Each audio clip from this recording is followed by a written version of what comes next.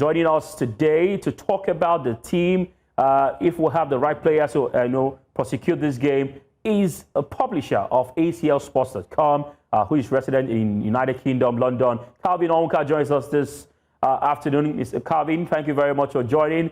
Welcome to In the Game, and also a big birthday shout out to you. Today is your birthday, so it's an interesting time to have you on the show. Thank you, Favor. Thank you for having me. All right. Thank you for the birthday wish. All right, thank you. Let's go straight to business. I mean, the Super Eagles squad was released over the weekend. Lots of persons have been looking forward to the squad even before now. We got some players who returned into the team. Chidera Ejuke back to the team. Maduka Okoye back into the team, mixed with talent and, young bloods in the team. How would you assess the balance of this current Super Eagles squad? Do they have the right mix of experience for this high-stake clash against Gabon? Listen, what has happened is that we have gotten a lifeline. These players know that they've been given a lifeline to try and qualify for the World Cup. Everybody, every member of that team, everybody chosen by Eric Chelle, I believe so strongly, they would not want this lifeline to fade away. We've never had this experience before. At least not in the last, not in the last 20 years, where we've needed playoffs to qualify for the World Cup.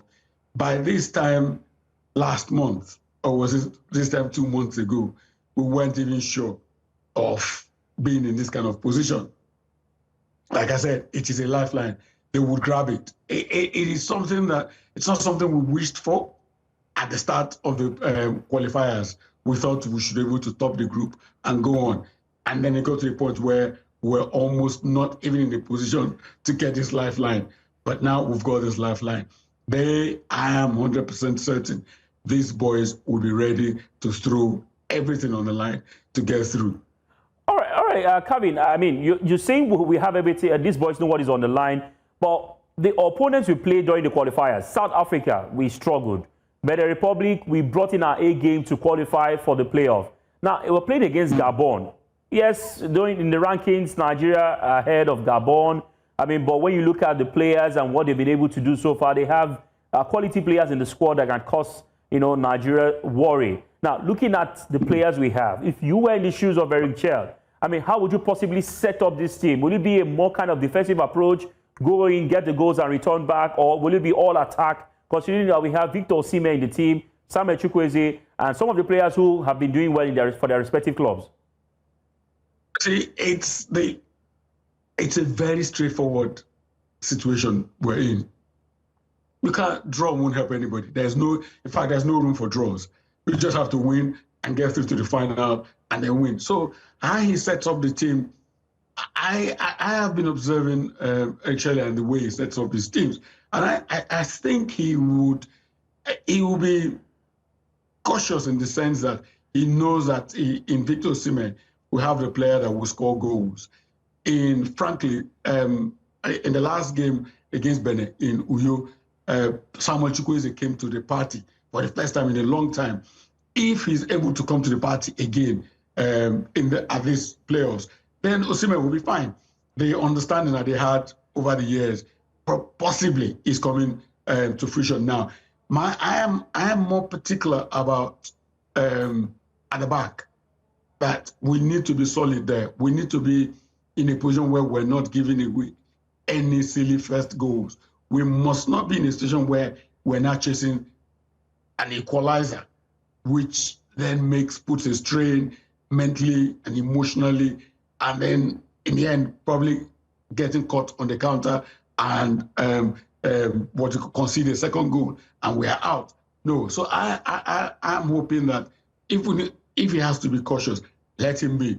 But let us be prepared to sprint on the counter very quickly, because Osimhen's speed, Chukwueze's speed, and I tell you something, it's unfortunate that at this point we would have, Moses Simon has been playing well in the last 2-3 weeks. So no, when I think about this, when I think about the players we have, I honestly do not worry. I really do not worry about this particular game. Gabon, due respect, I respect them fully. But we, as you rightly mentioned, in our group, we really should not have been in this position.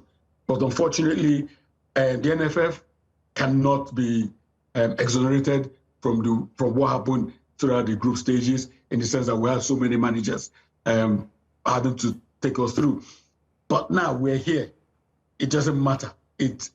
What is so important now are the quality of the players we have and what they're going to give. And I really do believe we've got the players that should get us past these African playoffs. All right, Calvin, on your screens, you will probably have seen one man who we should be also scared of, Pierre-Emerick Aubameyang. He was on the score sheet for Marseille over the weekend.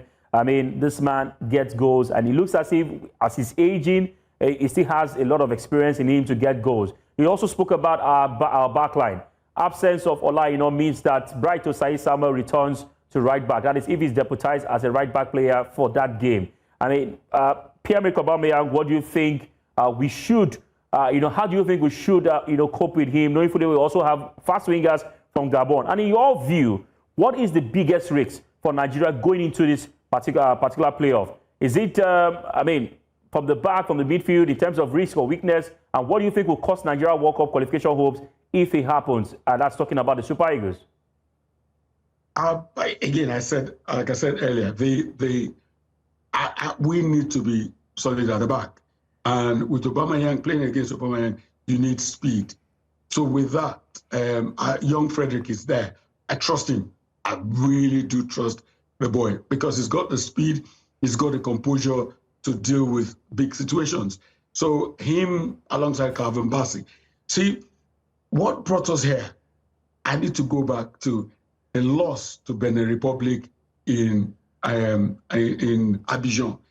It was two defensive mistakes that I put down to inexperience at the time. Was how we snatched defeat from the jaws of victory. We were leading 1-0, and then they came back and scored 2 quick goals, and that was it.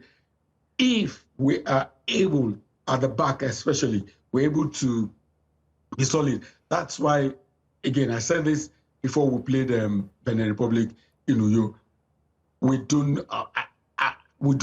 Troost-Ekong should not play because he will not have the speed. His lack of speed is a problem. His lack of recovery speed has been a problem in the last few games that he started. So without him, I do not think we'll worry about speed. We should be able to stop Aubameyang's speed. We should be able to match him, even if we don't stop him. And then in midfield, I would, for a game like this, I would actually don't mind. I don't mind the haram midfield of haram ball midfield of Ndidi and Frank Onyeka, so that we stop the ball going through, and then just allow our front players to go and wreak havoc, because they will be free. They will be free at knowing that they are solid, that the back is solid. And Bright's return is really good. Bright's return means that Frederick does not have to go and play right back again. So yeah, as long as we do not make silly mistakes, we should be fine. I have no disrespect for Gabon. I need to make this clear. I trust them. I think they're a very strong team. They haven't gotten hit thus far by accident, but we've got the players to get this job done, and we should. All right. Before I let you go, Calvin, on the part of the NFF, I mean, while the players also do their job on the field, some would say it's expected for the Nigeria Football Federation to dot the I's across the T's in the administrative aspect to ensure the boys have the very best of game. Just about some hours ago, we saw a short video of Alex Iwobi showing a view of the hotel the boys are staying in Morocco. I mean, why some have said maybe it's a back view, but it seems he didn't look happy with where the boys have been placed. Some are saying it's the responsibility of the NFF to get the hotel. Some are also trying to trade blames to FIFA. But these kind of things, Calvin, do also play in the minds of these boys what to expect. But what do you think the NFF can do in these situations, and how to also galvanize the boys to get wins, not just in this game, but the next games and up until the Intercontinental playoffs? I think we probably misunderstood this Iwobi's video. Okay. I really do. If memory serves me right, I think I've stayed in that hotel before. I think what Iwobi was probably trying to say with that video. This is my interpretation. He has seen, he's in a posh hotel, correct? He's in a hotel where the inside is so good. And then he looks out of the window and he's like, how is this hotel this good like this? And then outside of the window is like that. That's what I think. I honestly don't think that that hotel is poor by standards for those players to stay. I don't think so. If my memory serves, it's a 4-star hotel. It's and in Morocco, their hotels are really good. They don't put star ratings on hotels they don't buy the star ratings. So I don't think that's a big deal. As long as these players have food, as long as the hotel has a gym, that's it. That's fine. Forget the surroundings.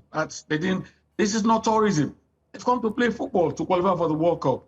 So it's not, personally, it's not a big deal. I honestly don't think it's a big deal. I don't. I should not. But let me put it this way: if they don't get through, it will not be because of the hotel. All right. I want to thank you so much, Calvin Onwuka, for your quality time. We look forward to having you again and hoping that the Super Eagles get the job done. I mean, every match is a final for the Super Eagles of Nigeria. We're also looking forward to also register our name when it comes to teams that will be heading to Canada, Mexico, and of course, the United States of America. Thank you so much for joining. Thank you, Favor. Thank you.